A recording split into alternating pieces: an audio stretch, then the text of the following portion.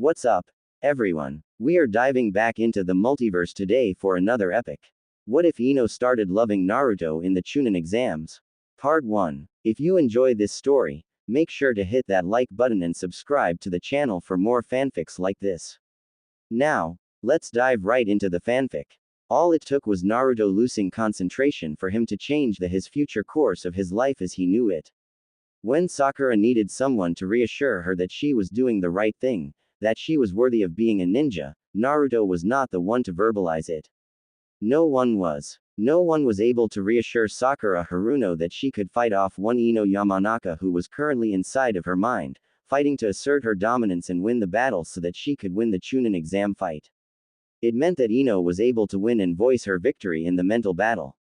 Proctor, I forfeit. The blonde-haired girl called out.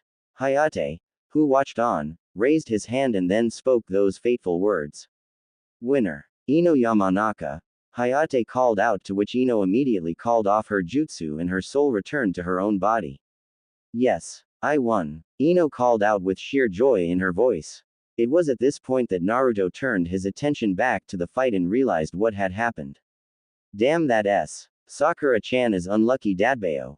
In the back of his mind, Naruto was aware that at least it was better here that his crush lost here in a controlled environment to someone like Ino, rather than winning and then having to go on and face that creepy guy Gaara. A shiver went down his spine just thinking about how much damage that kid was capable of creating. Yay, I won, Ino shouted out as she ran up the stairs to the smiles of her sensei and her teammates. Great work, Ino. Choji was the first one to offer support to his teammate, with one hand holding out the high five, the other holding out the open chip packet that he was currently eating. Returning the high five, Ino also, in the heat of victory, got a couple of the chips and ate them, not caring one bit about the calories. Yeah, congratulations Ino, that makes two of you so far who have won. Asuma said out loud and didn't care about the glance that Kakashi gave him. Let him bask in his moment of being a great sensei, damn it. Shikamaru for his part wasn't as forthcoming with enthusiasm for her victory. Not that he was that enthusiastic at the best of times. Troublesome but good job, Shikamaru mentioned, to which he drew the ire of his blonde-haired, sassy teammate. With a frowned forehead, Ino punched the Nara lightly in the arm before settling them into a cross over her chest. Geez, you could be happy for me. To which Shikamaru did indeed feel bad. I am happy for you. I am just concerned for your next fight. You never know who you could get someone like Gaara. Shikamaru said with concern. That comment didn't sit well with Ino, as her frown deepened. She knew that Shikamaru said it with the best of intentions, but he didn't realize how demotivating it was to hear that after she had just had a significant achievement as a kunoichi. To her it felt like Shikamaru didn't consider her on the same level as himself, where he was trying to protect her from another genin. She could protect herself, damn it. She was on the same level as all of the other genin and deserved her place. Admittedly, she hadn't trained as hard as what she could, but the competitive and determined side of her wouldn't let herself be completely outclassed and embarrassed in front of thousands of people. Most importantly, she didn't want to embarrass herself in front of her family and friends. Living in the moment, Ino was unaware of what was happening to her competitor and former best friend.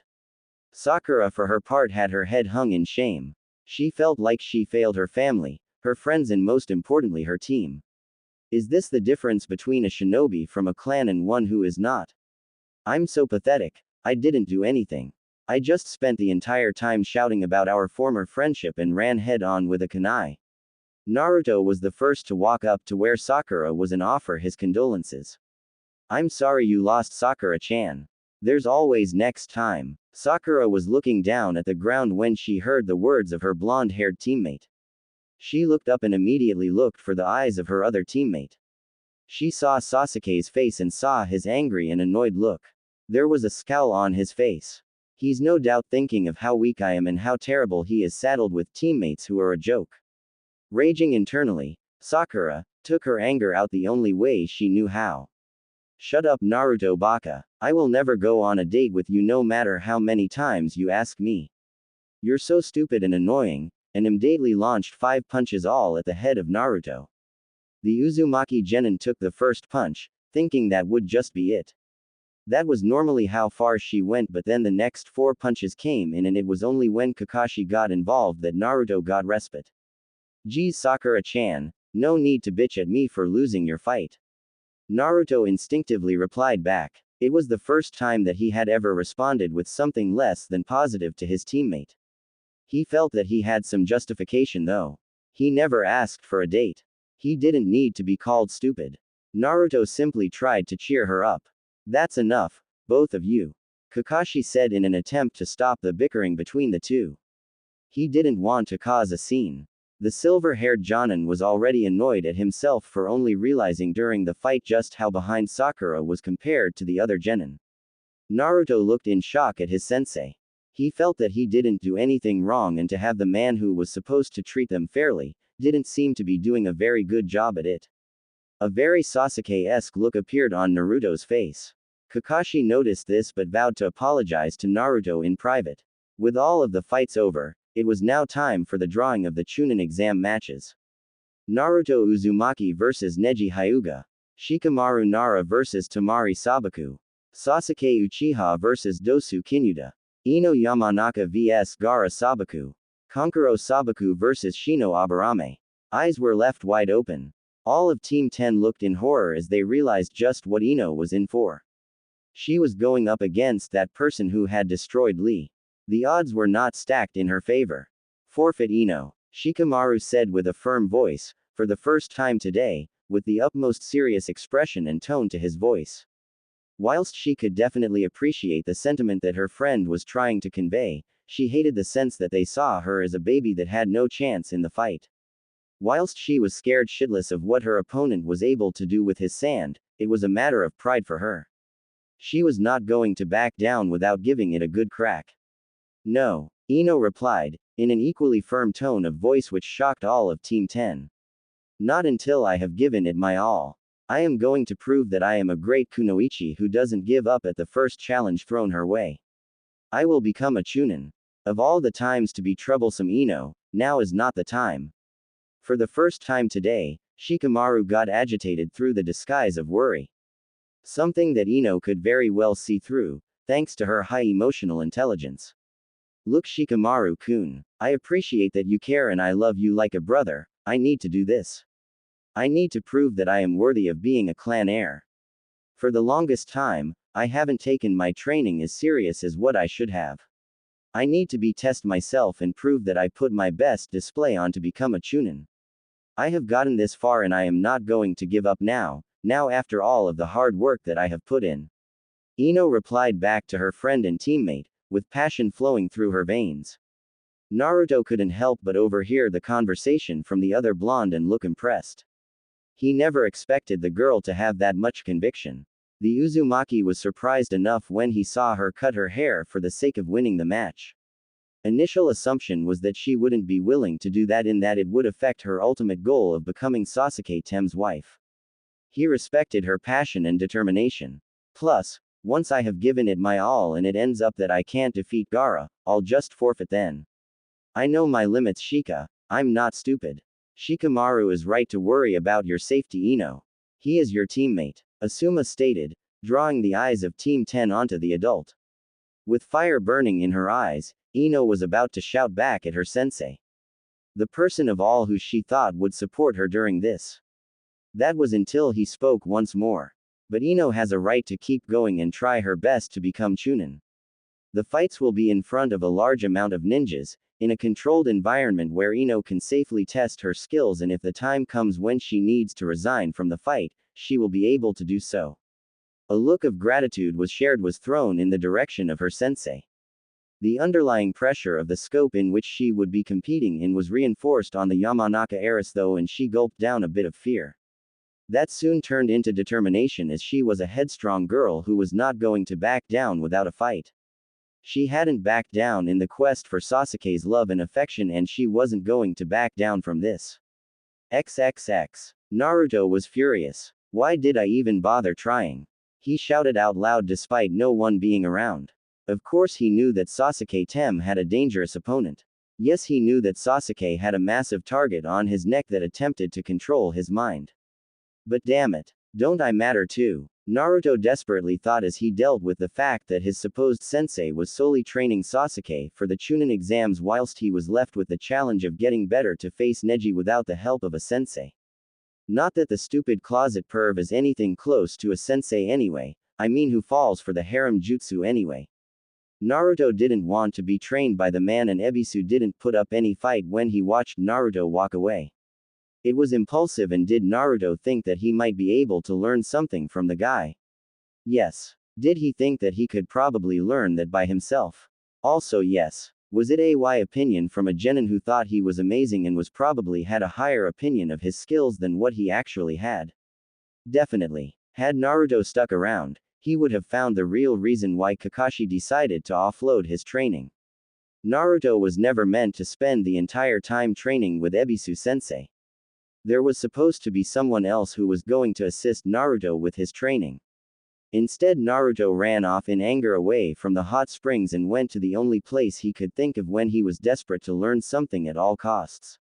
The library. It was definitely a time for desperation when Naruto Uzumaki of all people in the world was in a library, but here he was. His determination to become Hokage outweighed his desire to not be in a place full of books. Plus, last time I read something I learned the shadow clone jutsu, so how bad can it be? Naruto told himself in a bid to g up the idea of studying. Much to his surprise, Naruto found a book that actually didn't seem all that bad. He found something called the summoning jutsu. From the sounds of it, you got your own army of animals to help you take down the bad guys. That sounded heaps cool to the blonde-haired genin. It got even better when he kept reading about how many strong shinobis had contracts. Well, if all the strong people have them, then I should have one. Naruto, ever the impulsive genin, didn't bother to read the caution which was listed below the jutsu. Once he found out how the jutsu worked, what was required, Naruto got to work. In the moment, Naruto bit his thumb, went through the hand seals and slammed his hand into the table. Much to the ire of the librarian who shouted at the boy to keep quiet. Whatever Naruto expected to happen, disappearing in a plume of smoke was not one of them. XXX. Inoichi was a proud man. He was a smart one and he felt confident in his ability to teach his daughter how to become a great shinobi and a great clan leader when the time comes. Even he, an elite jonin and head of key departments in the village hierarchy.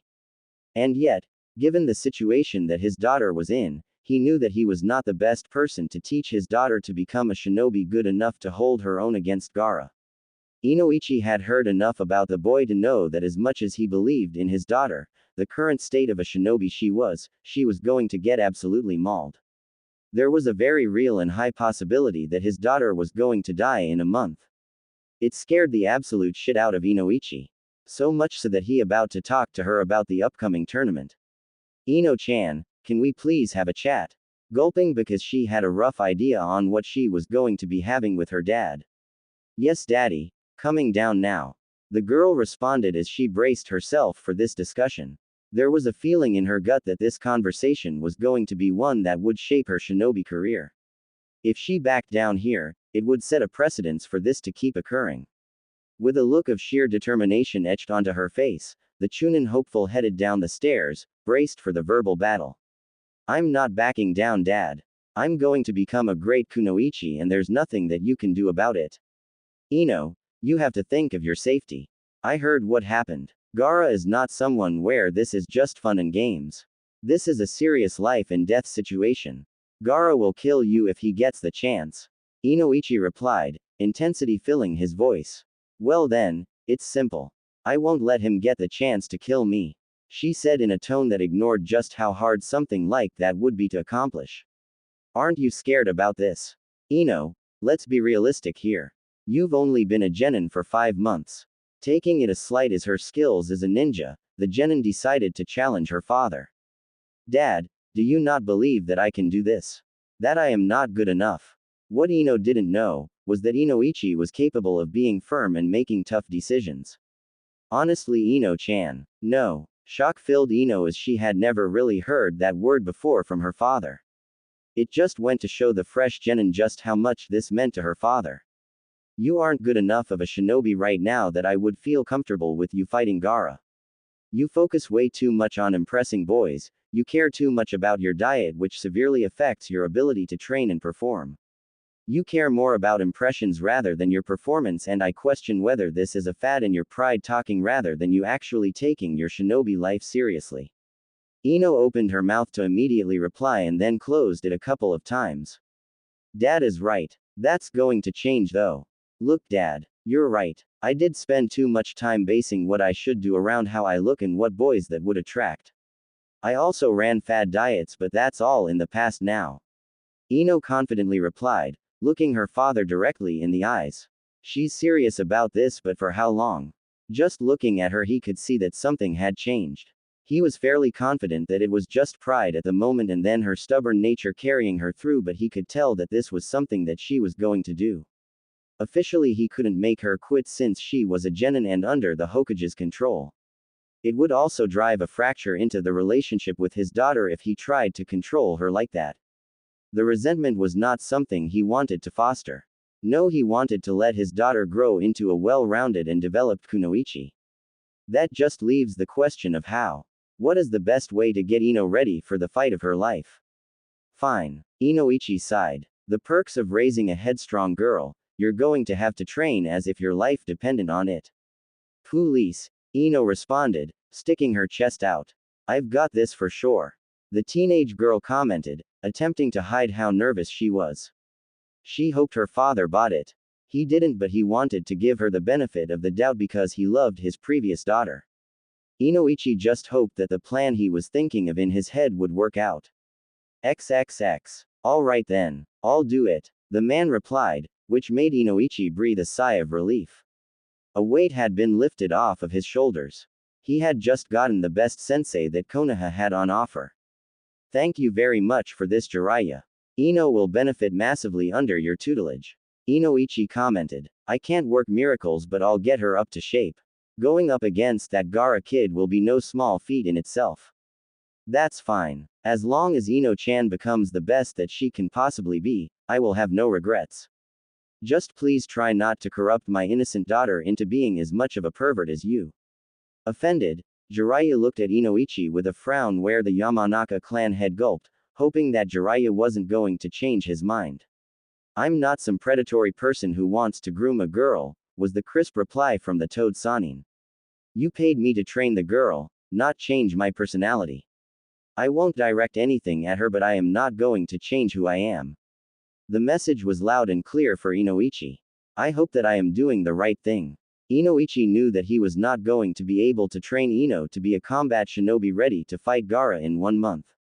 Whilst he was an elite jonin, he was not a specialist trainer and his area of expertise were off the front lines. He needed someone to train his daughter that was a perfectionist who would leave no stone unturned. As much as he had faith in Asuma, he didn't have full faith in train Ino as harshly as she needed.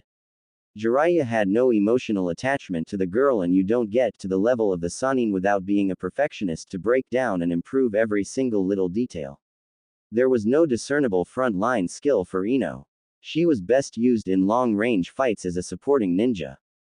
In a fight with Gaara, she was going to need absolutely everything in her arsenal to survive, let alone fight back.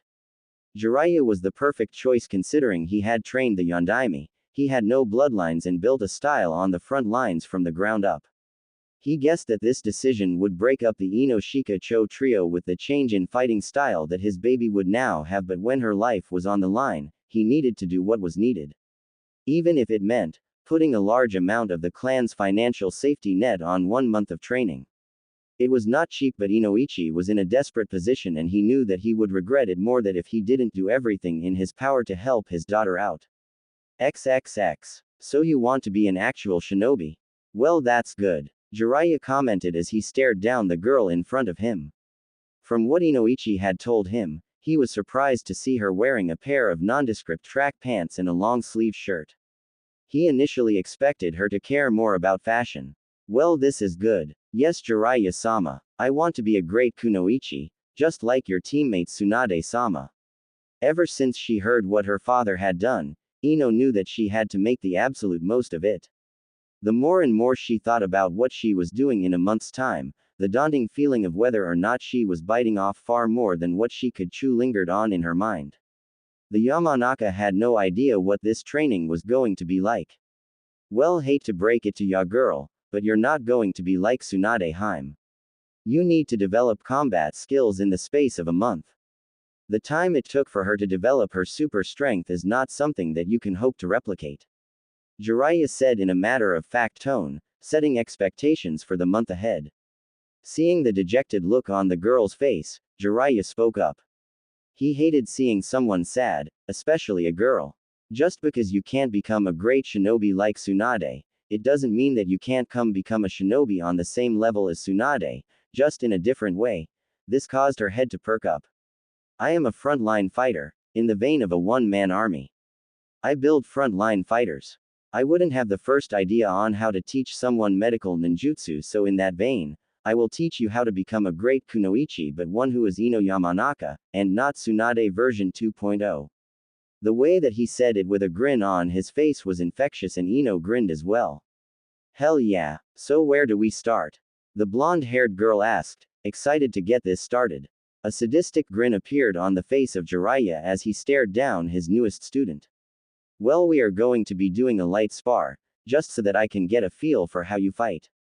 The Toad Sanin commented, to which Ino nodded. She wasn't too sure what to expect when he said light spar fully entailed on water. Eyes went wide open when she heard this, as up until this point, she had only ever walked on top of water. This is going to be interesting. The two shinobi both made their way on the water's surface, Jiraiya with far less nerves. Alright, come at me with the intent to kill, Jiraiya said as he inspected the girl's form, seeing what her first action was. It was to see what instinctually she found comfort in doing as a shinobi. Ino pulled out a kunai, and ran towards her sensei for the month. So she doesn't have full control over water walking yet, Jiraiya noticed, just from watching the ripples underneath her feet. Still, for someone who was a fresh out of the academy genin, it wasn't bad. Her chakra control was great. Jiraiya dodged the incoming swipe with the kunai and then proceeded to dodge the follow-up. Jiraiya ducked a jab from Ino, shot down onto the water's surface, launched his foot out and took the blonde's legs out from underneath her. Not content with that, he quickly kicked out once more, flinging the girl on up in the air before following up by jumping and hitting her back down to the water's surface hard with a hard punch to the stomach. Ino went down with force and slammed into the water, crashing through the surface and going underneath. A few seconds later, she came back up to the surface, face down in the water though. For a split second, Jiraiya wasn't sure if he pushed too hard to start with. This is nothing compared to what the Jinchuriki will do though, better get her used to it now. Slowly, Ino pulled her soaked body to a floating position before climbing out of the water, through the use of her muscles and chakra. There was a look of determination on the face of the blonde-haired girl. Kids got spunk, Jiraiya grinned at the sight. Originally he thought that he was going to have to train some preteen fangirl, but thankfully this was turning out better than expected. Ah, was that too much for ya kiddo? Do you need Daddy or Asuma to come and bail you out? Poking the bear, the Sanin smirked when he saw the look of passion on her face. There's no way that something as small as that is going to stop the Sass Queen Incarnate from becoming the best. Sass Queen Incarnate? Get real, there's no way someone like you could be that. You have to be able to back up what shit you spew out of your mouth, and as far as I can tell, you're all talk. Just bring it, Jiraiya called out as he got back into his stance. Pushing a piece of her shortened hair behind her ear, the blonde narrowed her gaze into a thin line. She was not going to back down. The spar was over and Ino was sitting down on the ground, eating the bento box her father had prepared for her. Originally she thought that it was going to be way too much food. Then she remembered what she was here for. She wasn't here to look great for Sasuke Uchiha. She was here to survive a fight of her life with Gaara. It turned out that due to the nature of the hard training she was doing with Jiraiya, she was beyond hungry and was at the point of getting hunger pains. Ino wolfed down the food put in front of her. It had a large serving of pork, rice and vegetables, which the blonde appreciated. Whilst there was a lot of calories there, at least it wasn't any dirty food. It was going to give her the utmost energy and not make her feel bad. When food was done, it was time to get back to training. Right, Jiraiya said as he got up, motioning for Ino to do the same. I am going to show you a jutsu that you are going to be extremely thankful for the rest of your life. This is one that is going to be for more than just fighting, it's also going to help you with your fashion and how you look. I take payment for this specific jutsu in the form of compliments. Jiraiya said, ever in his grandiose fashion. The Yamanaka merely rolled her eyes. Despite it having only been 3 hours since she had first met the guy, she was getting the impression that he was a bit odd. Oh, please do tell what this supposed jutsu is, that will make me look better. Here I thought I was training to become a better kunoichi, plus, what would you know about my fashion choices? Ino hotly contested, challenge dripping from her voice. Just watch and be amazed, brat. Jiraiya simply replied, and Ino watched with fascination as his hair grew exponentially and wrapped itself around a tree nearby, ripping it out of the ground and then flinging it a few meters away. It then retreated back to the length it was normally at. Eyes were wide open as she started thinking of all the practical applications that it could be used for in the field. In addition to that, it would allow her to grow her hair back out, after having cut it to give her the opportunity to win her fight during the preliminaries. You have to teach me that. Ino excitedly shouted, with stars in her eyes. She deeply missed her long hair, and this would give her so much more to work with. XXX. When he went through the hand seals and completed the jutsu, Naruto was not expecting to be transported to a completely different world. He didn't even realize how lucky he was to have the jutsu work successfully.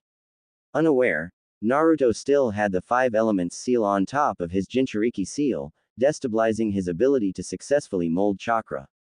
Grunting as he pulled himself up off the ground, Naruto surveyed what was around him and was surprised with what he felt. Immediately, Naruto felt the heat and the humidity of wherever he was. There was a massive river in front of him, with large trees on the banks. Mangroves littered the sidelines of the river. Just then, Naruto noticed that there was the largest fish that he had ever seen jump out of the river and into the air. Holy crap, that's a big fish.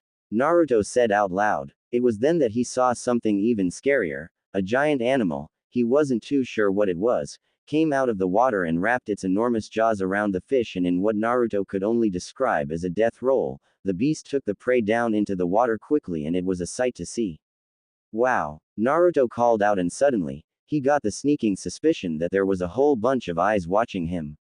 The last time he felt like he was this watched was in the Forest of Death, under the guise of that snake bastard. It was only now that Naruto realized that where he was and that he was not the highest on the food chain. Gulping, Naruto wondered just where hell was he. Looking at the river, Naruto counted 5 sets of eyes, each gazing intently at him. Never before had he felt like a piece of meat. It's been a long time since we have had a human here. A voice called out from behind Naruto, who was hiding in the shrubbery behind him. The blonde-haired boy immediately turned around and saw a reptile that was about 1 meter long. Jumping back, Naruto prepared himself for a fight. He definitely didn't want to become dinner. You can talk, Naruto shouted, smart as ever, drawing the ire of those around him. You're not very smart, are you? Naruto got asked. The blonde relaxed slightly, feeling that he wasn't going to be underkilled straight away. Ignoring the jibe, something that he was used to his entire life, Naruto spoke up. My name's Naruto Uzumaki, future Hokage of Konoha. What's yours? Enjoying the optimism despite question the validity of the statement given to him, the crocodile spoke up. The name's Kairul. I'm one of the crocodile clan. Kairul replied, not at all intimidated by Naruto, despite the size difference. You're coming with me, by the way. Seeing the challenge, Naruto responded in the only way he knew how.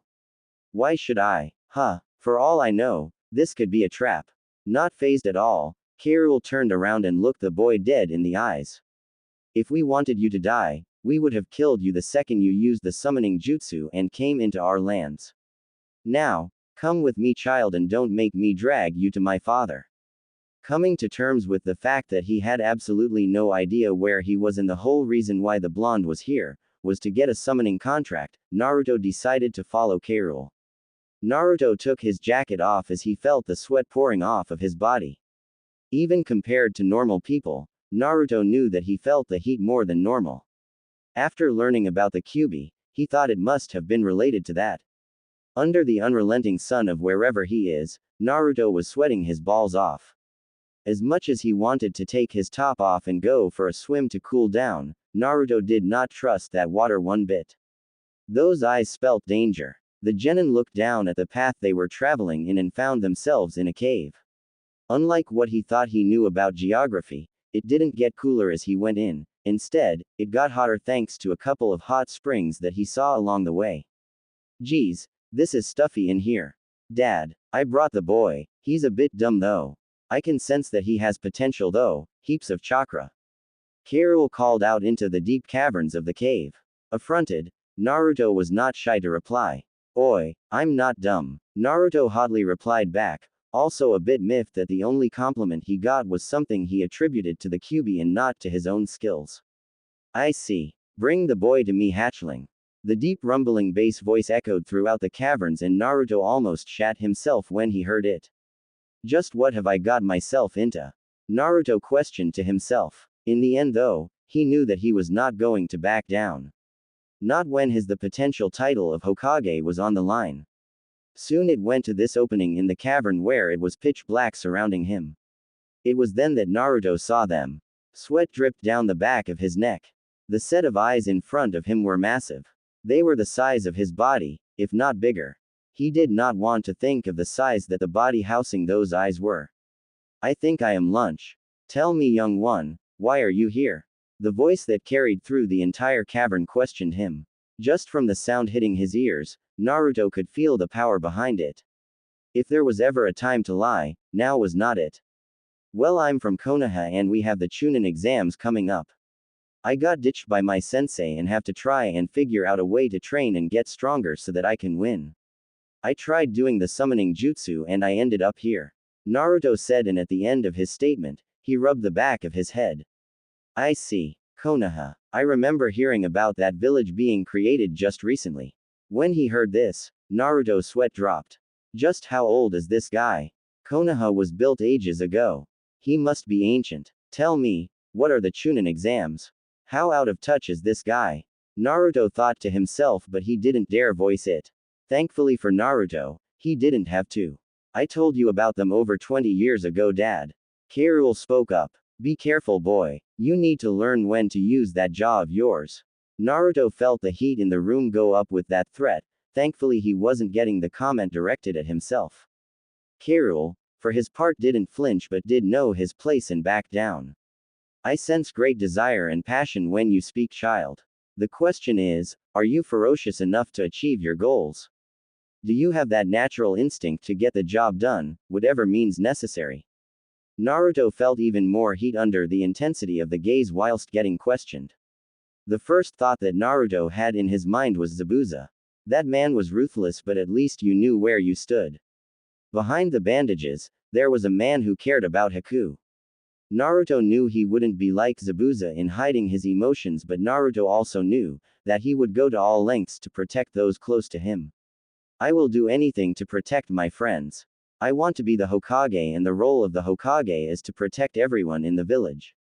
I can't protect them if I am not willing to defend them with everything I've got. Naruto firmly replied, getting more and more conviction in his voice, the more he spoke. Very well. Kirill, test the boy. If he lives and signs the contract.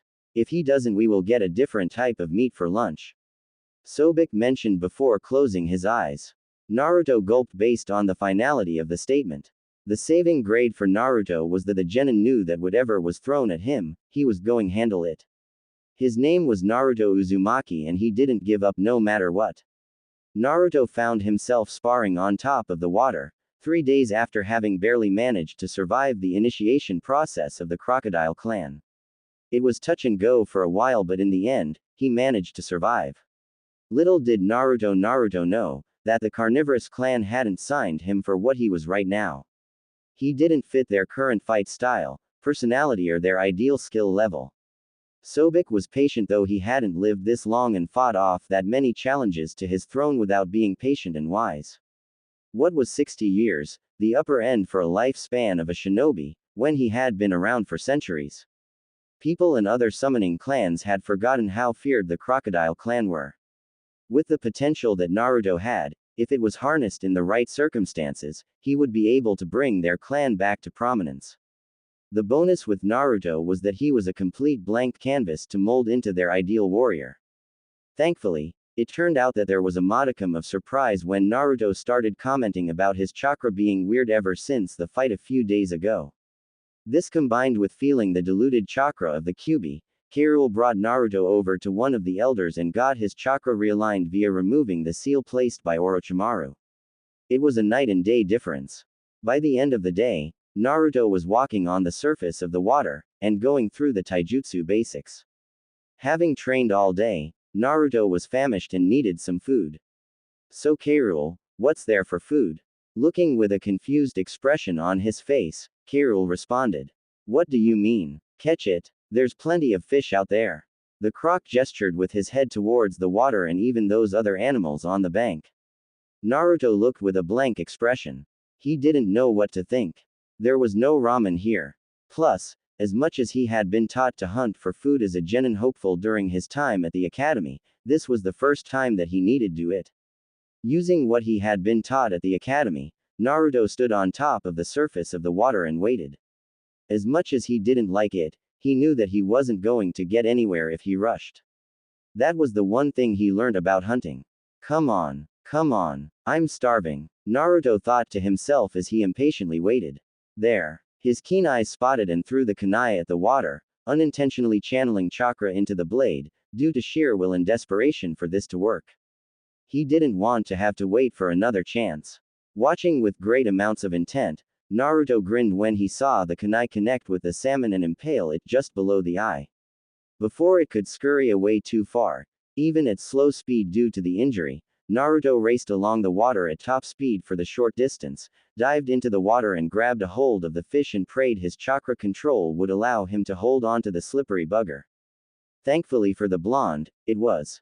Using his chakra, Naruto returned to the surface and got out of the water.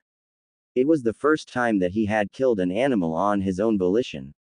During the academy, they were forced to do it, if they wanted to graduate, and while it had been hard, this was different. He could have found some fruit or something else. But no, I needed meat. Naruto thought to himself, staring down at the fish, watching it become lifeless and stop moving. The desire to eat protein outweighed Naruto's mind at this point, and he simply settled for preparing the food, along with some fruits that he could see in the trees. This is going to be an interesting month, Naruto thought to himself. XXX. Well, that was quick, was all Jiraiya said as he watched Ino recreate the basics of his hair ninjutsu. He didn't want to fill her ego as she already had enough of one, though he knew where props were due. Beyond happy that she now had her hair down to shoulder length, Ino felt more comfortable in her own skin as she was used to having long hair for ages. Yeah, I made my own hair ninjutsu that I used in the Chunin preliminaries. It was nowhere in depth and I have been running chakra through my hair, because I heard that it makes it healthier. The blonde-haired girl replied. True. Well, for the next hour, we are going to be practicing you growing you hair, and retracting it. This will also serve as another form of chakra control as well as allowing you to develop your reserves, which are quite poor for a clan kunoichi your age. A snide look was thrown at Jiraiya, to which he didn't care. He was here to get results and annoying Ino seemed to be a good way to get them. She didn't comment because she knew he was right. It had only been a couple days of her caring more about her training, but even then, she was noticing a difference. With the extra amount of calories and reserves growing day in and day out, the Yamanaka was feeling much more energetic, without feeling the need to have a nap in the afternoon. The best part in all of this was that she was yet to see any difference in the mirror around her stomach. She hoped it stayed that way. We aren't just settling for growing it out to your feet and back again. Each time you do it, I want you to focus on the speed you do it. Keep the control perfect balanced. It doesn't need to be strong, that comes with more chakra. What I want you to focus on is the speed output of chakra. The ability to be able to control your chakra quickly is invaluable. Jiraiya lectured to the girl, who analyzed each word he said and nodded her head. She could definitely see the benefit. Once she had made the most of her chakra training, She ate a small meal to replenish her energy before she went to train her body physically. So what are your thoughts on the other competitors? Jiraiya questioned, with a plan to guide the conversation to a certain direction. Well, there's Sasuke-kun, of course. He's so cool, he's got his Sharingan, a fire ninjutsu, he's so fast and strong. Just seeing the way the girl in front of him fished about the boy made Jiraiya roll his eyes. On the inside though, he was a bit jealous. He never had fangirls as a kid like Orochimaru did. I've hears things about that kid. Next. Annoyed at the lack of shared enthusiasm for the Uchiha boy, Ino replied. Well then there's my teammate Shikamaru. He's a nice guy but the laziest person you'll ever meet. I wouldn't be surprised if he wins the next one or if he doesn't. He's super smart though. It was good to see that when it wasn't just talking about Sasuke, she was able to talk normally. Ha ha ha, Shikaku's boy. I guess the apple doesn't fall far from the tree. Jiraiya fondly mentioned, having drank many nights away with Shikaku. Putting down all of his connections to being one of the Sannin, Ino kept talking. Then there's that Naruto Baka. He's not that good. Pretty bad actually. He was lucky as he won by farting. Always during the academy, he was pulling those stupid pranks and disrupting the class. Everyone seemed to hate him. The blonde-haired girl stated with frustration evident. Wincing, not that the girl saw it, Jiraiya replied. Well, he may not be the best, but if he won a fight just with a fart and nothing else, that says a lot about how determined he is to win and how creative he can be. Jiraiya mentioned, hoping to stoke a conversation about his godson. He felt bad that he hadn't seen anywhere near enough of the boy as he should have. The Yamanaka paused to think about the words of her sensei. Well, I suppose he did pull all of those pranks as a kid. Those were creative. I mean, I don't think it was Naruto being creative though. I think it was more just him not having any other moves. He was the worst at the academy and I have no idea how he managed to graduate and yet he managed to make it to the finals. Just seems lucky. Ino replied off the cuff, not really thinking or noticing how Jiraiya once again winced. You never know, if he's got Kakashi Hatake as his sensei, he might become good in the space of a month. The Sannin commented. He meant to check up on Kakashi to see what he was doing for Naruto's training. He only had about a week's worth of stuff to teach the boy. He wondered what Kakashi was teaching him. Nah, I don't think so. Ino shot that in the foot. Jiraiya paid deep attention. They didn't seem that much different. Plus Sakura seemed like she was the exact same skill-wise from the academy. He's probably focusing on Sasuke, since he's the only one that has improved. Unaware of the position of it she was putting Kakashi in, the teenager freely mentioned without realizing. I see. Well, hopefully he gets better over the next month. Can't have Konoha looking bad during the exams. She thought it was odd that the man cared so much about that loser. His point did stand though. If Naruto was capable of winning by farting alone, how much better would he be if he had more at his disposal? It would be interesting to see if he improves. XXX. To say the least, Naruto was improving quite quickly. Gone from struggling to stand on the water, now Naruto was fighting off 7 crocs on the surface of the water.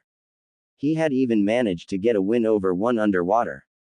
In addition to his taijutsu getting much better, Naruto found out that he had elemental affinity. Given where he was, it was no surprise that it was a water elemental affinity. It just came naturally, taught the boy as he dangled his feet in the water and placed his hands on the surface of the water, manipulating chakra for hours, just getting a feel for it. Compared to all the other elements, water was the most feel-based, which lent itself towards the Uzumaki. Kirill was a massive help, never settling for anything less than perfection, which rose Naruto's own standards. So engrossed in what he was doing, Naruto didn't want to wait for food and he also didn't want to have to give up his train of thought die to the progress he was making. With an idea, Naruto created a couple of clones to go and catch yet another salmon. Not thinking much of it after he went back to focusing on his chakra, as Kirill had instructed.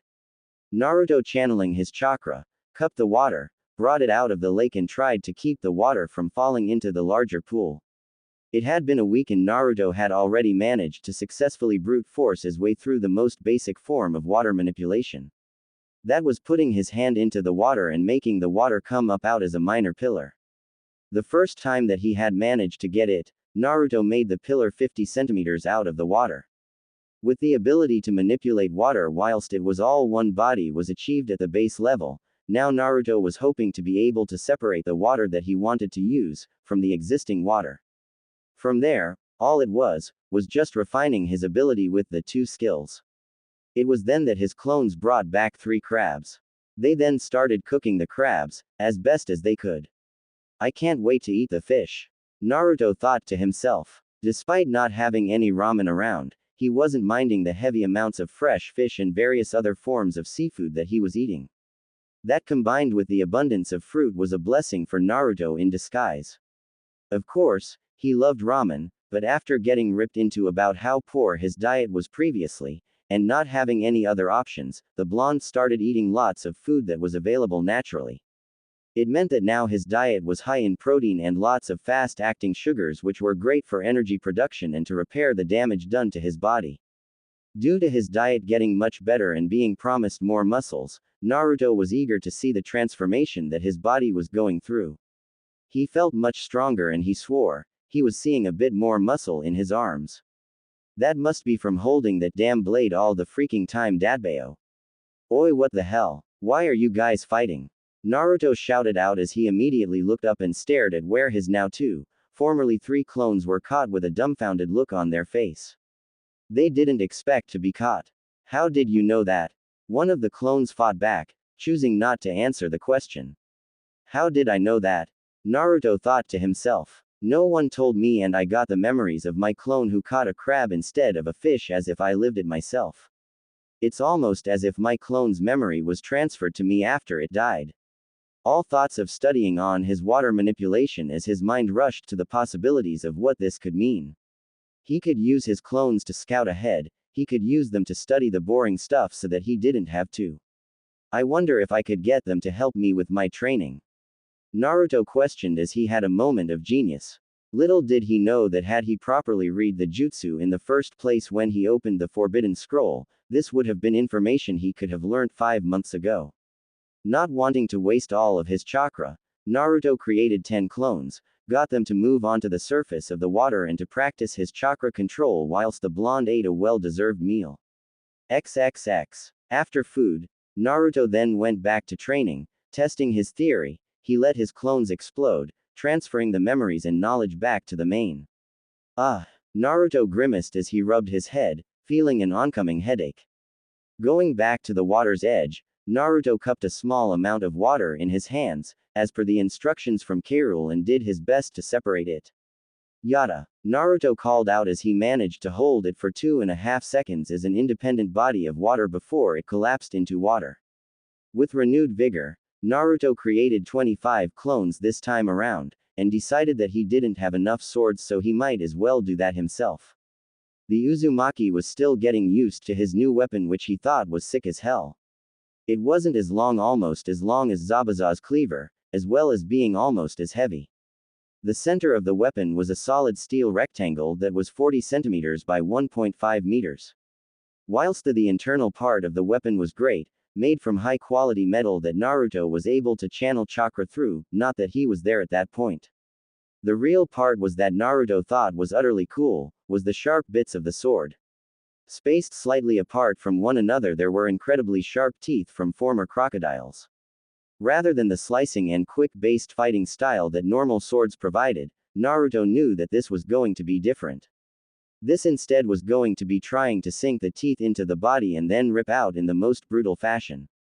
Your katas are shit but you are getting better, K. said, looking at the boy in front of him, who was practicing getting used to carrying a sword. It was the first time that he had really done anything with a sword before. Thanks, I think, Naruto hesitantly replied, not sure if he should appreciate the compliment but in the end, he just used it to get better. He wanted to graduate to not shit from being shit in the eyes of his summons clan. Just stop being shit and get better. You're one of us and we don't want you to look bad, therefore making us look bad, K. said, not caring if it annoyed Naruto. I'll show you not shit, Naruto shouted out. Having heard comments from that vein about being the dead last, he wanted to prove everyone wrong. That he was somebody. He wasn't just a nobody and that he was going to become the Hokage. XXX. After a week of intense training and being in the summoning realm, Naruto requested to go back to his home. He wanted to see how the village was doing, and if he was honest with himself, he mostly just missed ramen. Whilst the training was hard, the other parts that made up Naruto's holistic approach to becoming a better shinobi, thanks mostly to K. Rool, was even harder. The main part where Naruto was finding it hard was the eating. Back before he had arrived here, he was eating ramen upon ramen. It gave him enough nutrients to function, but nowhere near the amount required to strive. All it took was one simple question: whether Naruto cared about doing the hard, boring work with just as much focus as the fun, cool stuff like learning jutsus. With the final statement being that somewhere, there was someone who wasn't willing to cheat on themselves and put in more effort than Naruto. Out of all the insults and comments that Naruto had received from the Crocodile Clan, that was the toughest to swallow. Sure, he didn't like comments on how dumb he was, how he lacked height, and even his skills as a ninja. The one area where Naruto absolutely hated comments, and they were a low blow as far as he was concerned, was questions on his character. Absolutely no one in his eyes could question him on his drive, his determination, and his willingness to work harder than anyone else in the room to achieve his goals. Until the Crocodile Clan did that, when they made a comment. I fail to see how you, someone who says that you care about becoming the Hokage, will become one.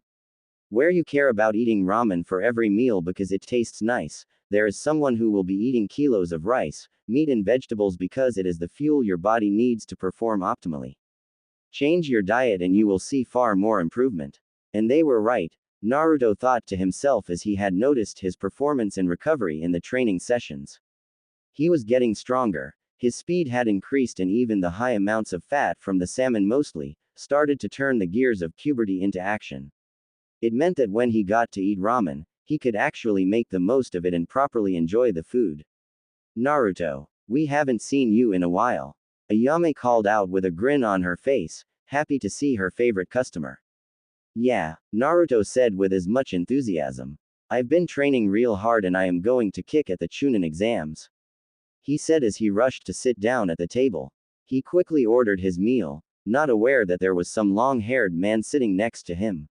How do you know that, Gaki?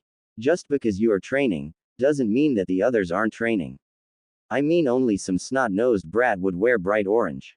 The silver-haired man said, hoping to get a rise out of the boy. That he did. Oi, shut the hell up, old man, you don't know anything. Naruto angrily replied as he turned around and stared the person down. He was a big guy, standing over 6 foot, not that it scared Naruto at all.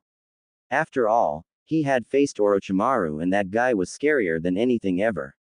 A smirk was all that Naruto got, which infuriated him even more. Just who the hell was this guy? I think I know a brat when I see one. Whatever Naruto thought to himself, having dealt with people like this his whole life. It was nothing different. Instead of rising to the bait, Naruto just ignored the comment, turned around and faced Ayame, waiting for food. Geez, guess he is not in a playful mood. Jiraiya thought to himself as he watched his godson interact. I wonder how his training is going. It's easy to see from how worn out he is, that whoever is training is not cutting any corners.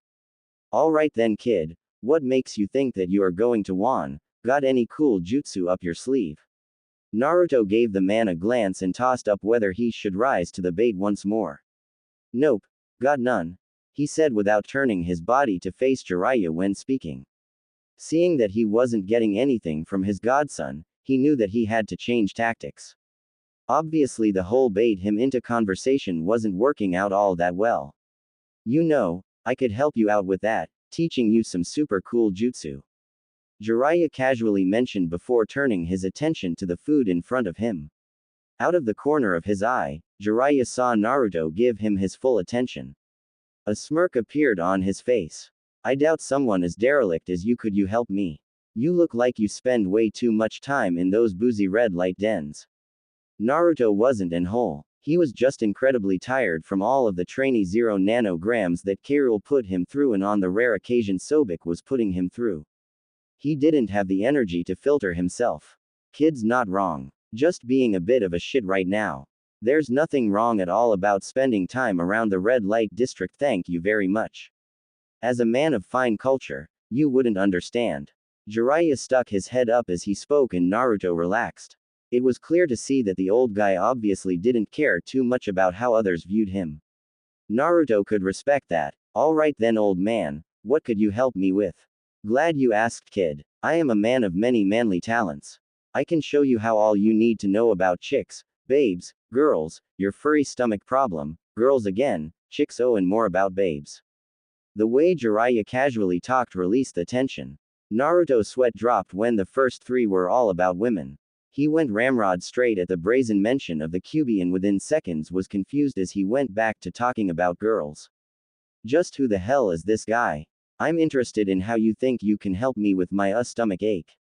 Naruto said slowly, as he realized he was in public and wanted to avoid talking directly about the Kyuubi. Jiraiya moved so fast that Naruto couldn't see. He was in his seat one moment and the next, he was standing next to Naruto with his head in a headlock, giving him a noogie. It was the babes that got you interested, wasn't it? I see you are also a man of culture as well. He's fast and strong. Naruto thought as he struggled to get out of the grip of Jiraiya, but he was unable to unless the man let him. No, it wasn't, you dirty old man. Get your head out of the gutter. Kid, you should be thankful. I'm training this girl that I think you would get along great with. She's just as fiery as you and I bet you that she is going to turn some heads at the exams. Jiraiya proudly said, which was true. Despite his initial thoughts going into the situation about training Inoichi's daughter, he was definitely impressed. Admittedly, he thought that he was going to be training just a simple fangirl. That went out the window in the first training session. Ino was definitely still a girl who cared about her appearance and boys a lot. She was also a very hard worker and stubborn, much like himself. It had been a week and she had gotten used to sparring on the surface of the water at the same speed in which she could on land. In addition to that, thanks to her high chakra control and having previously been exposed to hair ninjutsu, Ino had learnt the Harijizo. She was even using her chakra to augment her speed. Sure, Ino tired out easily because of years where she neglected her training, but it was on the rise. In a few years, she will be a great kunoichi. Meanwhile, Naruto had managed to free himself and thought on the words of Jiraiya. He wondered just who it was that this guy was training. The only person he could think of Ino, but then there was also that Suna girl. They were both fiery and equally turn heads at the exams for different reasons. If it was Ino and she managed to get really good in a month, then he wished the best for her. The food arrived in front of Naruto and all thoughts of anything other than ramen went completely out the window. He hadn't had it in a week and he couldn't wait to have it again. Damn, this is so good. Naruto thought to himself as he ate the delicious ramen. He hadn't had it in what was ages for him, so he really got to appreciate it. After having finished his food, Naruto opened up Gama-chan to see if he had enough money for some more food. There was a wistful look on his face which went away as he put enough for just one meal. It broke Jiraiya's heart to see this. I should have been there more for him. I can tell he is a great kid and that Minato and Kushina would be proud of him. Hey kid, this one is on me, have as many as you want. Naruto looked up at the man in shock. Soon after this quickly turned into a big grin. Thanks old guy. Sorry I never asked what was your name. What is your name? Naruto questioned as he realized that he may have been a bit overzealous in judging the white-haired man. A big grin was returned to Naruto as Jiraiya saw how he brightened up the day of his godson. It's Jiraiya kid. Okay Mr. Jiraiya. Thanks. I'll prove you wrong and own the Chunin exam finals. Naruto replied confidently, happy to have met someone new who he might be able to call a friend. I hope you do kid. I hope you do. Naruto wasn't sure how to handle that odd comment. Instead he focused on eating as much ramen as he could possibly stomach. Jiraiya watched on at the boy with pride and excitement. He couldn't wait to see how Naruto and his student Ino would do. They have a lot of similarities. When all the food in the world was eaten, Jiraiya was the first person to speak up. So brat, did you want me to help you out with your training? I could let you sign my summoning contract as long as you tell me how great I am. Naruto had to think about it for a second, then he remembered that he wasn't allowed to. Can't old man Jiraiya. I've already signed one. Naruto replied, although he was touched for the offer. He knew how much he had learned from his summoning family, that he was sure that he would have learned a lot from this guy's. Adrenaline pumped through the body of Jiraiya as he quickly schooled his features. That's fine, kid. Summoning clans are very tribal. Neither would want you if you signed both. Which one did you sign? The Sannin asked, squashing the feelings in his heart that he wasn't going to be able to pass on the toad summoning scroll to Naruto. I signed up with the Crocodile clan. They've been really cool, helping me get stronger and teach me sick ninjutsus. Naruto said with excitement, finally having found people to teach him properly. In a week, I think I have learned as much as I did in 5 months with Kakashi-sensei. Naruto didn't want to unpack that thought. He wanted to like his sensei Kakashi. The Crocodile clan. I know that crocodiles are known to eat frogs on rare occasions if they are desperate, but I don't know much about them. Well, what about the stomach ache? Jiraiya reached out for a second time. Unaware what was going through the mind of Jiraiya, Naruto replied. Nah, that stuff is all fine after the Crocodile clan fixed up all that stuff after the snake bastard. I can use my chakra now. Plus, I want to be known as Naruto Uzumaki, not as thanks anyway, Mr. Jiraiya. I've got to go now. Naruto said as he rushed out of the tent, leaving Jiraiya to mull in his own thoughts. He could have chased after his godson, but was obvious to him that Naruto didn't want his help. At least, not for the Chunin exams. The kid had it all under control. I guess I'll wait and see how you go, kid. XXX. Engrossed in his writing, having done his early morning researching, Jiraiya didn't notice Ino come up to him. For a second, and that was all it took. Ino with great curiosity looked over the shoulder of her sensei to see what he was writing. Aika, is that book that all the adults read? Ah shit. Inoichi is going to kill me. Yep. Hence meaning, not for kids. Completely ignoring her sensei, Ino's inquisitive nature pressed on for more information. This was juicy gossip. What's it about? Since it's only for adults, I'm guessing it's all about. Whilst she was a ninja, she was still a teenager and hadn't been exposed to all that often. For her, it was raunchy. For Jiraiya, it was not. Well duh. Surprised you managed to come top 2 in your class with those deductive skills, girl. Jiraiya deadpanned. So are we getting started on your chakra training? Nah, this is far more interesting. Why do you write it? Ino asked, engrossed in juicy information. It pays well. Let's get going on your elemental manipulation. Ah, is the legendary Jiraiya of the Sannin just a big softy who writes romance novels? The blonde-haired girl questioned with a smirk. In return, she got a fireball to the face, where she had to dodge quickly. Elemental training now, girl. Maybe if you're lucky and you learn the beginner stage of using your element, I'll lend you a book that I wrote to read. With Aika on her mind, Ino was giddy.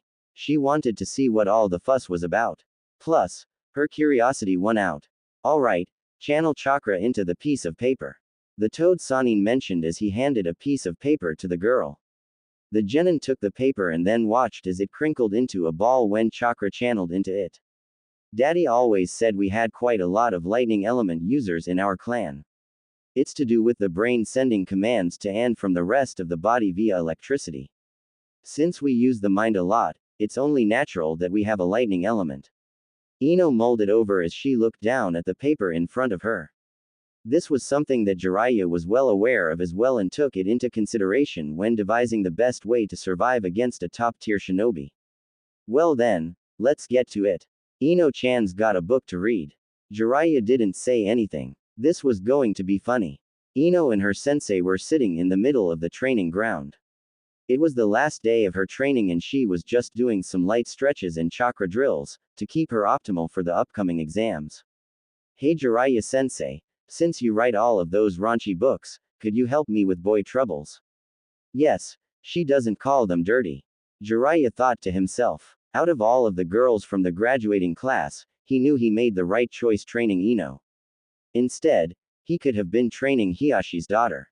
That would have been like pulling teeth out. Go ahead, kid, although not sure how much I'll be able to help you.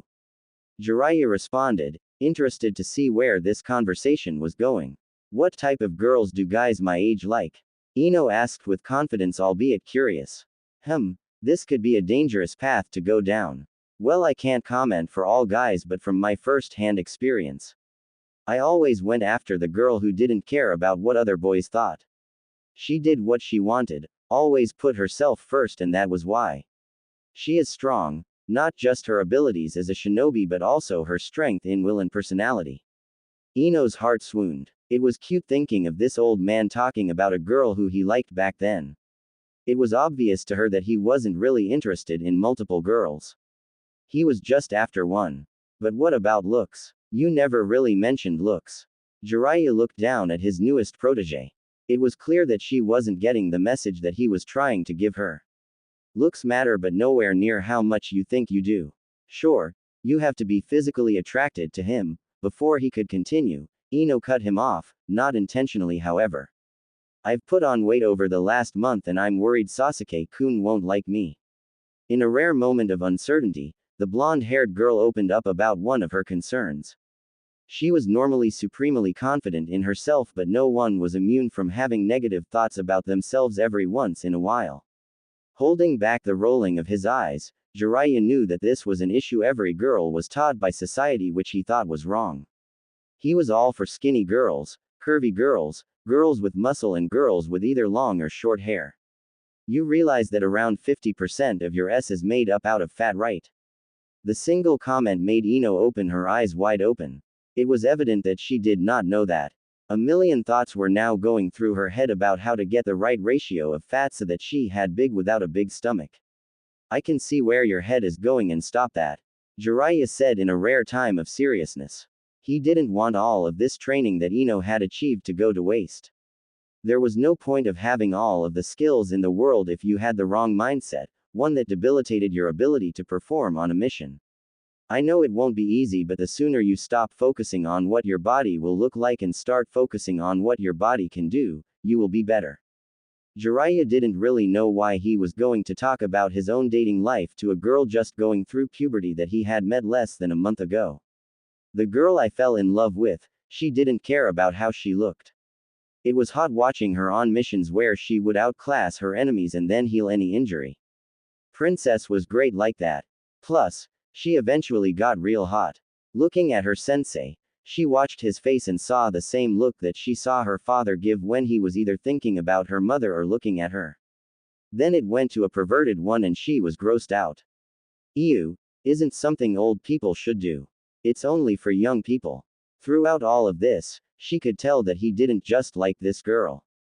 He loved her. She wanted to have someone who looked and thought about her like that. Sasuke-kun doesn't do that.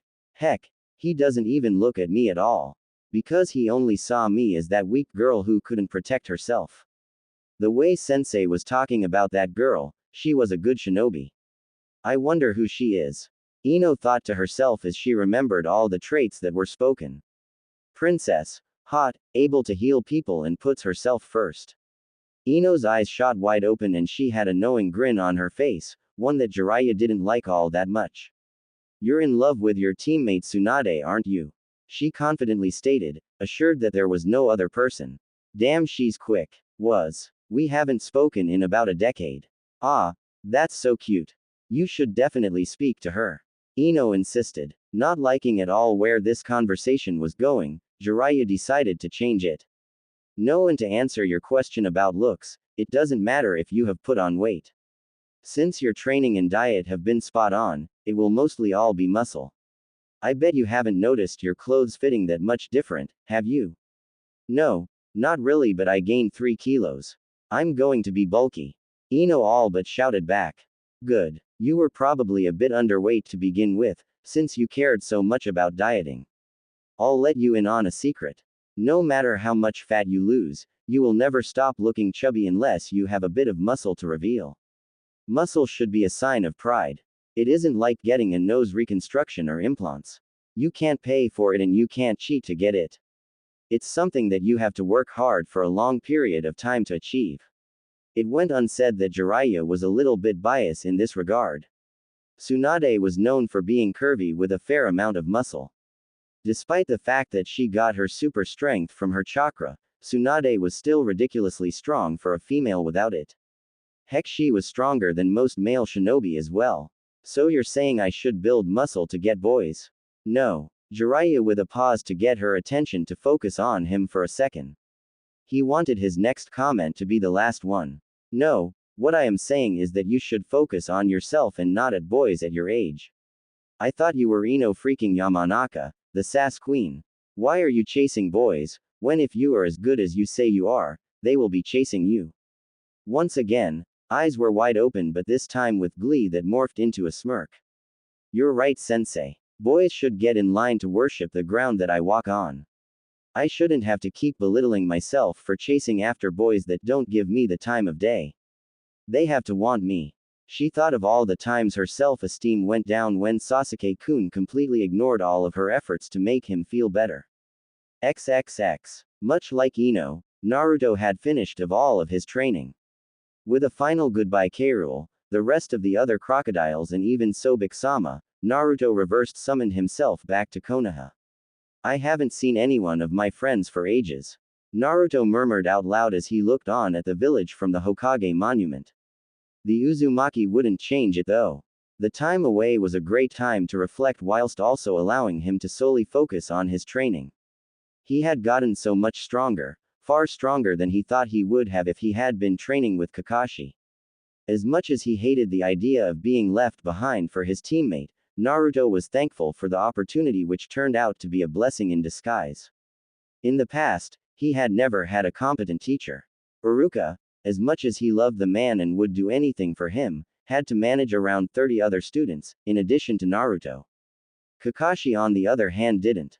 Having a competent sensei in the form of K-Rool for the past month, allowed Naruto to really see what was possible if given the right sensei. He was well on his way to becoming a strong shinobi. It really highlighted the difference in teaching or rather the lack thereof from Kakashi's behalf. It made Naruto annoyed. He could have done half the training over the 5 months that I learned in the month that just went by. He still thought that he was a good leader on missions, just maybe not the best when it came to teaching. Plus the fact that Naruto was able to hold grudges, it just meant that he currently had a sour taste in his mouth to Kakashi-sensei at the moment. In addition to Kakashi being one that he didn't think too highly of at the moment, his beloved Sakura-chan was also on that list. Sure, he still loved her but he was beginning to question that. He never once tried to ask her to go out on a date with him after she lost her fight against Ino. Yet, she still just hit him for no reason. She does that a lot. She doesn't train at all. She only cares about Sasuke. Putting those thoughts in the back of his mind as they challenged a lot of the thoughts that he had had over the past few years regarding the pink-haired girl, and he didn't want to thinking about that just before he entered the fights that would determine whether or not he would become Chunin. Focusing his attention away from the girl that he used to think could do no wrong, Naruto headed away towards the center of the city. Naruto knew that he needed more equipment and he was mandated by the crocodile to wear the colors of the clan. It was an intense conversation that took place when Naruto found out about the expectation. He rebelled. A single comment won Naruto over by K-Rool. Don't you want to become Hokage? The first impression someone gets of you is your looks. Show people that you mean business. That you are here to win and assert yourself at the top of the food chain. You didn't get to the top without an ego, and Naruto was not immune to that school of thought. He knew he had one. The chip on his shoulder from years of being at the bottom of the food chain for as long as he could remember, meant that Naruto very much wanted to be on top. He was hungry for it. Headed to shops, Naruto found one nearby and entered it. He had to go to a couple of stores to get what he wanted, but in the end he found his new shinobi outfit. It was cool as far as he was concerned. A simple silk emerald green kimono that was left untied that was a size too big for him. With his growth in mind and not much funds inside Gama-chan, Naruto was conscious of getting bigger. The loose, flowy sleeves went down to his mid-forearm whereas the tail of it went down to his upper thigh. Underneath the loose kimono, he wore a plain white shirt that was fairly tight. The look was finished off with a pair of standard blue shinobi pants that were bandaged up at the bottom into sandals. The best part of all for the look that the blonde was concerned about, was that it showed off his tattoo. The final part of the summoning clan contract ritual was to get a tattoo, as a sign of pride for where he came from and what he was a part of. When he was asked what he wanted to get and shown a bunch of designs, it didn't take long for Naruto to choose one. Naruto decided to get a tattoo from his mid-forearm up. Sky blue waves crashed with white spray coming up the inside of his arm. Inside of the wave, there was a traditional koi fish which wrapped around his forearm and ended at the outside of his elbow. Where the koi fish ended, a red and yellow lotus in the early stages of blossoming. Finishing off the tattoo, there was a green saltwater crocodile started at his bicep and wrapped around his shoulder, and the mouth of the crocodile stopped at his pectoral. Around the edges of that main items in the tattoo, there were black edges, to really emphasize the pieces of art. It took 16 hours and Naruto wasn't sure whether or not to call it beautiful or hella sick. Regardless of that, it took a lot of pain endurance, something which Naruto was proud to say that he put his body through. Not only did it look good, but Naruto loved the fact that it also had a function into it. Woven into the koi fish on his forearm, there was a storage seal there so that the blonde could store his blade. He couldn't wait to surprise the unsuspecting Neji with one swing. After paying the cost of the outfit, which was a fair chunk of the money in his wallet, Naruto went for one final meal at Ichiraku, barely able to contain his excitement for the following day. XXX. Alright, so you've mastered the first stage of your elemental training. Good, now here is a book that I have written.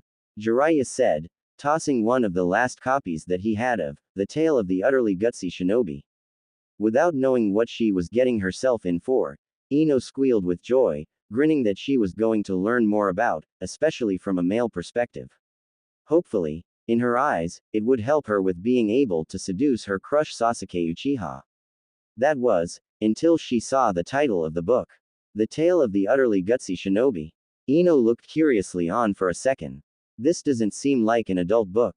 That curiosity was slowly turning into a frown. She had trained hard to win the chance to read a book that was meant for adults. Ah, the old bait and switch. Worked out quite well if I do say so myself. Jiraiya said with the biggest grin on his face. I said I would give you a book that I wrote. I never said which one. This was the first book that I ever wrote. It's my proudest work. I cared about that book than I do about Ika Ika. Unfortunately it flopped pretty hard, haha. Jiraiya said whilst scratching the back of his neck in embarrassment as he spoke. As much as she wanted to curse out her sensei, she knew he was right. Plus, for all the advice and training she had received, it didn't seem quite fair. Thanks Jiraiya sensei, Ino said with a drawl, but promised herself she would read it tonight. It was the final day before the exams and she was itching to do something, but her most recent sensei forbade her.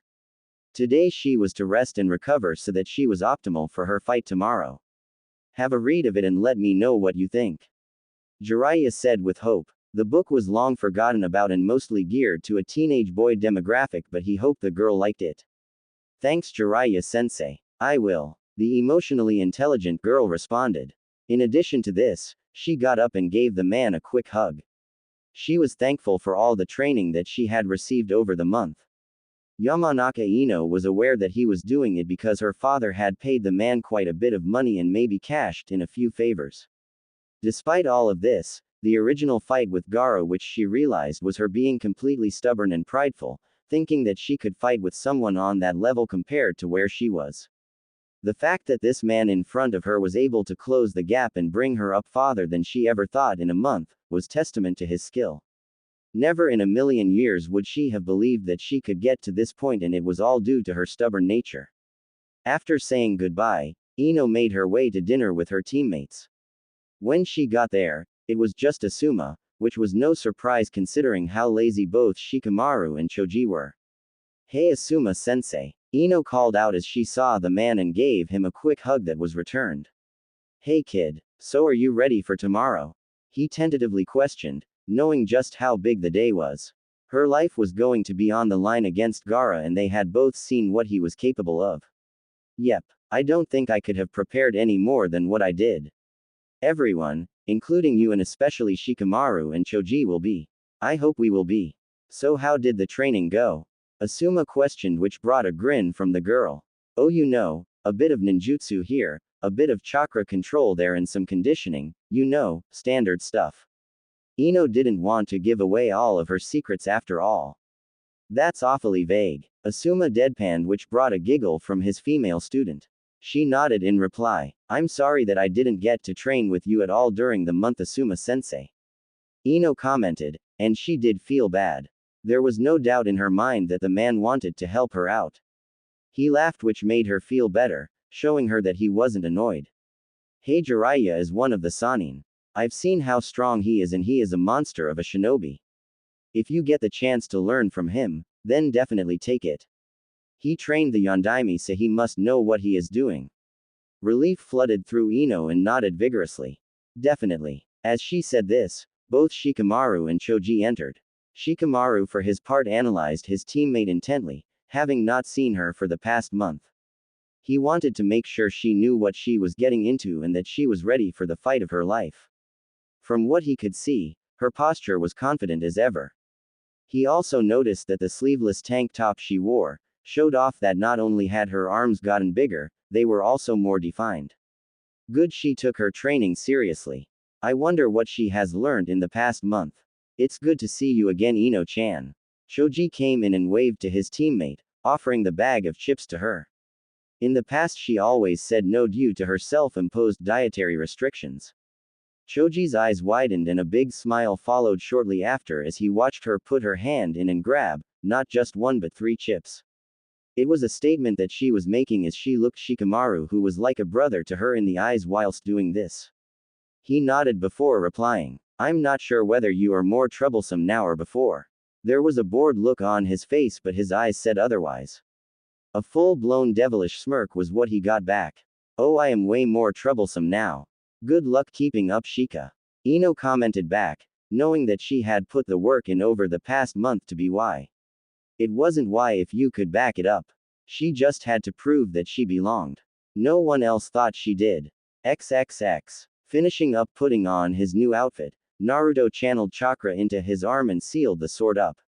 With everything ready and having had 150 grams of cooked rice and 400 grams of salmon, he was ready for an action-packed day.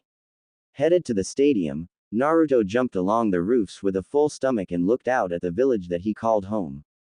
The blonde had been through a lot and gone through a lot of hardships. Despite all, he cared about the place. Whilst he wistfully looked on at his village, the genin was innately aware of what his standing in said village was.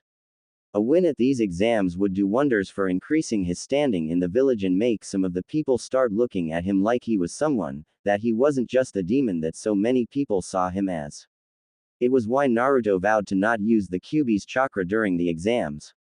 He wanted to show that all of the hard work that he had done during training would allow others to see him as Naruto, not as the Kyuubi. Arriving at the stadium, Naruto walked through the area of competitors and found himself standing near the other competitors who had arrived. Only Shikamaru and Sasuke were missing. That's not surprising, Shikamaru lazy and Sasuke is with Kakashi-sensei. Looking at his opponents, Naruto's gaze first went to his opponent.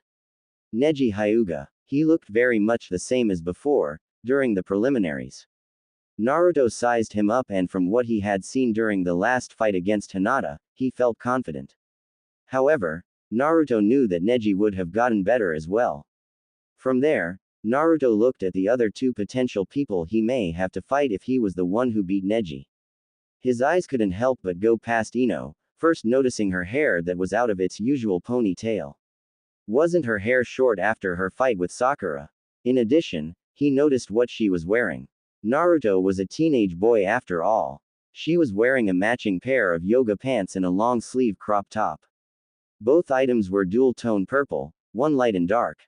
Naruto didn't even notice the tanto that was hanging from her back. Looking up, he was greeted with piercing blue eyes that noticed exactly where he was looking. They were filled with mirth. Naruto blushed and quickly turned away and focused on himself. She didn't get angry. Ino for her part smirked to herself.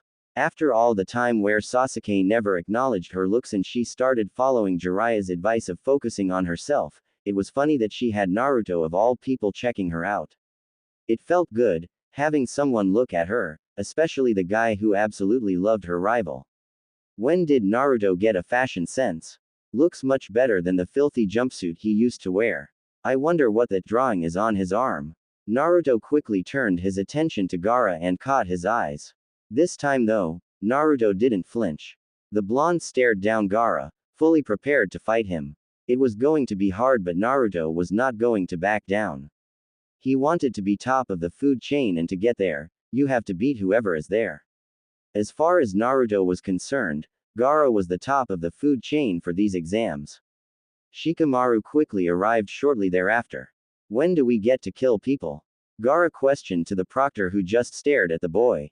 XXX. Long time no see, Jiraiya said, in a disguise, with his long hair down the front of his face and wearing a black kimono. Something, and he wasn't sure what, wasn't sitting right with the Toad Sannin, and it was annoying him. Yes it is, Jiraiya-sama. Fancy seeing you here, Shikaku replied, enjoying sitting down not doing much. I'm eager to see what you did with Ino. She has a lot of work cut out for her, considering what Shikamaru said about Gaara. Yes, Inoichi said through gritted teeth. Please do tell what you taught her. It was now clear to Shuza that even Inoichi didn't know what the legendary Sannin had taught Ino-chan. This is going to be good to see. She's got that sword on her back and she has long hair. Didn't she cut it in her last fight, Inoichi? Yeah, the only saving grace for Inoichi was that Jiraiya was known for growing his hair to absurd lengths to injure and defend. He was confident about one thing Ino was taught. Jiraiya smirked. He was having great fun with this. You'll just have to wait and see.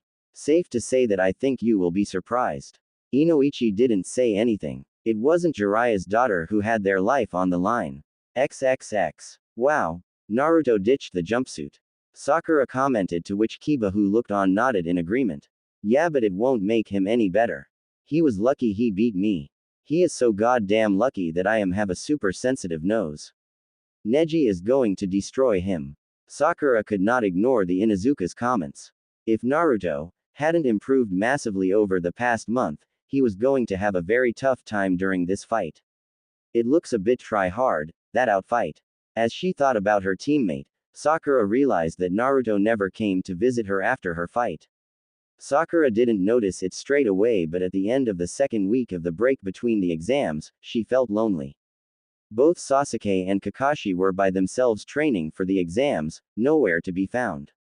She knew that Sasuke had to leave due to the curse mark on his neck and to provide him a distraction-free environment so that he could focus on refusing the influence of Orochimaru, but it still ed from her selfish point of view. She hadn't seen her one true love in the past 3 weeks. Sakura hadn't seen Naruto either in the past few weeks, and whilst she wouldn't let anyone know, for fear of it reaching Naruto himself, she missed the blonde.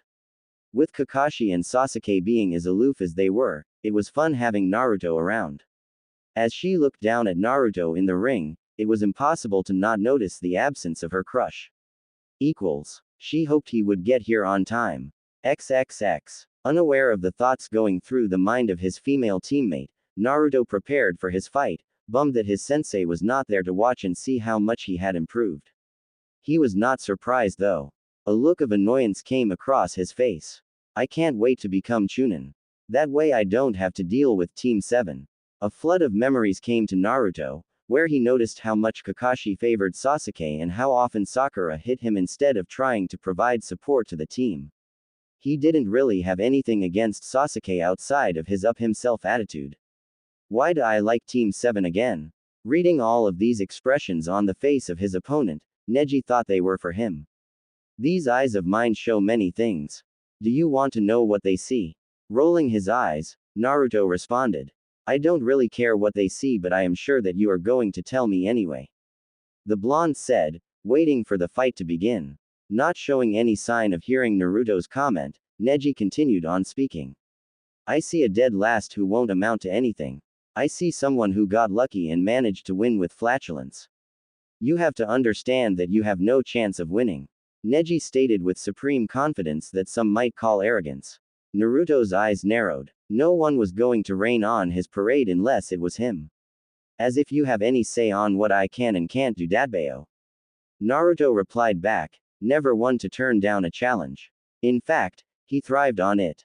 Fate can and has. You will fall before my feet has decreed. No one gives a shit about fate. Just bring it, Dadbeo. Naruto hotly replied as Neji got under his skin. Fight between Neji Hyuga and Naruto Uzumaki. Begin. Genma called out using chakra to enhance his voice so that everyone could hear it. Jiraiya, who watched on in the crowd, had more interest in this fight than anyone else in the stadium. Kage Bunshin no Jutsu, Shadow Clone Jutsu. Naruto called out fairly loudly as he made 20 clones which then charged at Neji. The Hyuga, who had prepared for this, didn't feel at all out of place and prepared to face the incoming clones. The original Naruto waited at the back and watched his clones go forward. He watched as each one got taken down with ease. The blonde grinned. He didn't this to be easy. If that is all you have got, then it is your destiny that you will lose to me today. Neji commented, not releasing his stance. If there was one person where a comment about fate or destiny would trigger them, it was Naruto. He had been through so much despite his young life. I'll shove destiny up your ass.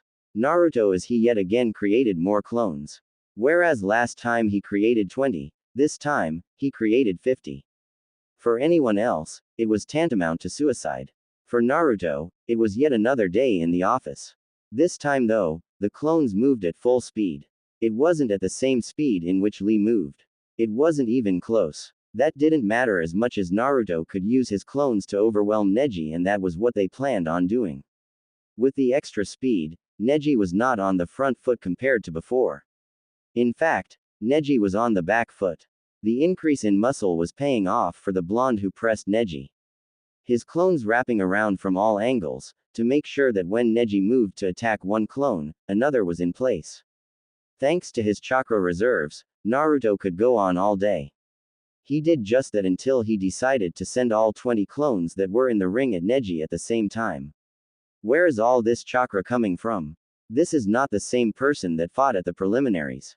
What Neji didn't know was that back then, the blonde had a seal that inhibited his ability to use his chakra. Seeing the overwhelming number of ninjas coming after him, Neji set his stance into one that only the main branch should know, making the eyes of Hiyashi, who was in attendance, gasp, leaving Hanabi confused.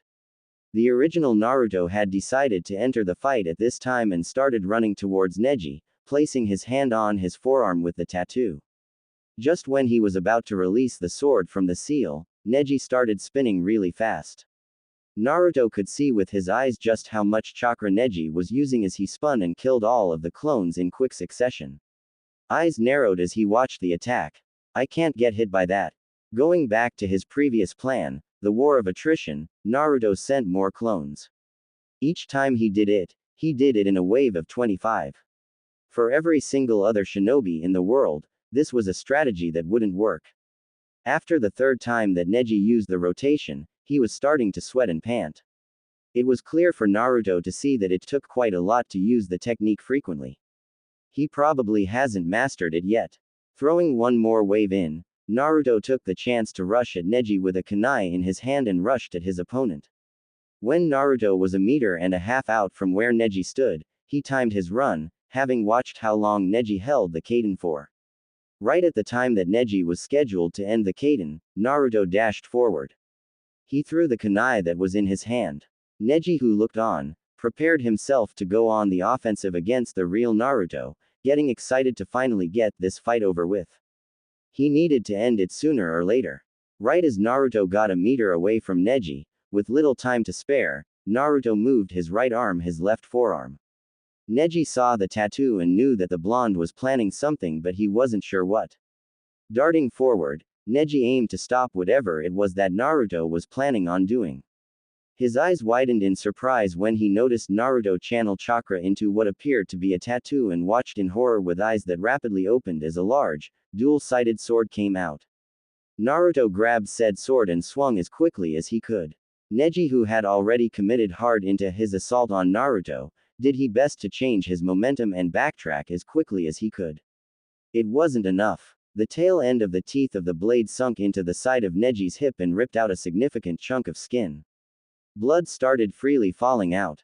Ah! Neji ground out, having never quite felt pain like this before. He had taken punches and even had broken bones before, but to have blood coming out of body from such a large suture was a new one for him. Jagged teeth ripped through the fabric of Neji's clothes and quickly inserted itself in the thigh of Neji. The cut was from the side of his hip to the front of his right quad muscle. Jumping back, Naruto let the wound sink in, happy to leave the onus on Neji to win the fight. He had made the first blow and was happy to play the long game, satisfied that he made the first hit. XXX. Don't think Neji expected to see that, Jiraiya said to Inoichi and the others in attendance. He was impressed by the seal that his godson had on his arm. Shuza nodded. He won't be able to use that surprise again though. From now on, everyone will be aware of that seal he has on his arm. If he has that trick up his sleeve though, what else does he have? From what Shikamaru told me about Naruto, his style has changed a bit. He is a bit more patient. He is still rushing in with his clones though. Jiraiya didn't say anything, he just grinned. It was clear to see that his godson was getting stronger. XXX. Sakura, who watched on with surprise. Where did Naruto get that sword? It doesn't look like a regular sword. Yeah, Kiba commented. Where did the dead last get a good-looking sword like that? Those teeth are sick. I bet I'd be better with a blade like that than Naruto. Why as ever, Kiba responded, never backing down from a challenge. Didn't he beat you, Kiba? Kurenai, who was behind her student, said, to which Kiba jumped and turned around. Red-faced and embarrassed, Kiba jumped around to see his sensei. He got lucky by farting. How am I supposed to prepare for that? There was a tiny smirk on the face of Kurenai, as she enjoyed occasionally messing with her students. Then you should have ended the fight before it got to the point where he needed to pass wind. Kiba grumbled, knowing that his sense was right. And to answer your question, Sakura, it appears that Naruto has a tattoo on his arm which has a seal on it. Kurenai said, backing to the original question by the pink-haired girl. Eyes shot wide open for both Sakura and Kiba, neither of which expected Naruto to have a tattoo. Kiba wasn't against the idea of a tattoo at all. He would be a hypocrite to say otherwise. Sakura, on the other hand, came from a civilian background, in a time where tattoos were only for clan markings. On closer inspection, the one on his arm looked different, and as far as she knew, Naruto was an orphan who wasn't a part of another clan. He's just trying to be cool like Sasuke-kun. Sakura said without thinking. Kurenai just looked impassively at the girl. She didn't know enough about the team dynamics of Team 7. When she saw Kiba roll his eyes though, Kurenai was fairly sure that she had the team dynamics pegged down fairly well. Kurenai had seen her skills during the Chunin preliminaries and was not impressed at all. XXX. Unaware of the judgment that he was receiving from his teammate, Naruto was more focused on what was coming out of Neji's mouth. He returned it with a smirk. Who knows, I may become or I may not. I'm still beating you though, Dadbeo. You're just a dead last. It was a lucky shot. Fate has decreed that a failure like you will lose to me today. Neji was losing hold on his temper, having been surprised about the sword and how he let himself fall into the trap of getting hit. Thanks to his Byakugan, he was aware just how much damage had been done and he was now on the back foot. He had two options. He could rush the fight and hope to end it soon, or he could slow down the tempo to keep the blood loss to a minimum. You have to make your own luck. This was not the first time that people had put down his hard work and tried to diminish his hard work by saying that he was just lucky, rather than he earned it. I've put years of blood, sweat and countless tears into becoming who I am now. I'm not going to let some bastard tell me what I can and can't do. Naruto narrowed his eyes as he remembered all the pain that was caused in his life that he had to go through to get to where he was now. Unknowingly, Naruto pushed a few of Neji's buttons. That last comment of Naruto's in particular really rubbed Neji the wrong way. You wouldn't know anything. You don't a seal placed on you, out your control your servitude. As Neji said this, he then went on to remove his bandana, displaying to the blonde and to anyone watching, the seal that was placed on him. This seal is one that the main branch of the Hyuga clan place on those in the branch, which allows them to destroy the cerebral nerves of the brain, if they want. My father was killed by the head of the family. It is a constant sign that only goes away through death, that I am bound to the whims of the main family. You don't know what it is like to have something like this. Neji shouted, and immediately all the anger that Naruto had went away. He had found someone who had a similar shit story. I know better than anyone what it is like to have a seal placed on you, without your consent, that shapes the rest of your life. It hurts, doesn't it? Knowing that no matter what you do in life, there will always be that thought in the back of your mind, that you have to act and live your life a certain way, that you have to be seen as far away from a threat to their current way of life as possible. If you don't, well, death would probably be a better option. Neji looked deeply into the eyes of Naruto, who showed the utmost of conviction. The Hyuga was searching for a sign of deceit, but his eyes were unable to see anything of the sort. There's more to you than just your blonde hair, Naruto. Neji thought as he made up his mind about the fight. He had calmed down his heart rate for one final move. That's the thing though, if you give up and believe in destiny and fate, it means that they are winning. They then get to control your life and live rent-free in your head. By choosing to defy fate and destiny, you get to write your own life, on your terms. Naruto shouted with passion as he picked up the sword from before, but not before creating 50 clones this time, using the adrenaline that he had running through him after recounting his upbringing.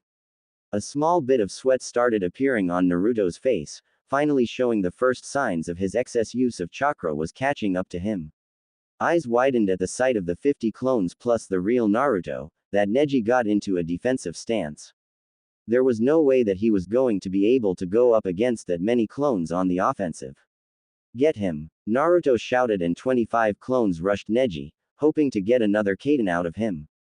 Neji faced the battle of attrition, but at least he could see the main Naruto easily, thanks to the sword that he was carrying. The rotation to move around and hit all clones that came at him with his chakra wasn't as smooth as it was the previous times. Spotting this, Naruto swung with his sword, slashing from the ground up, to which Neji dodged by jumping backwards. There was a slight stumble on the injured leg as the Hyuga jumped back, but he couldn't focus on it. Naruto was already following up with a new diagonal strike. Naruto, thanks to all of the muscle building that he had done over the past month, was fast enough to land a glancing strike on the right arm of Neji. Blood started falling out, from the second the teeth dug into the arm, yanking a bit of flesh on the way out. Neji grunted out as he was unable to go on the offensive due to the constant incoming attacks from all angles.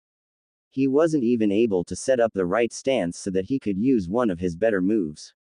Keeping the intense pressure on, Naruto managed to get yet another glancing blow, this time on the right side of his outer thigh, towards the knee. Naruto managed to connect the attack to the original wound, which ignited the blood loss to be even more apparent. Neji's clothes were quite heavily stained.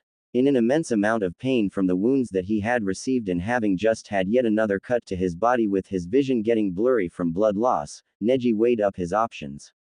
Proctor, I forfeit.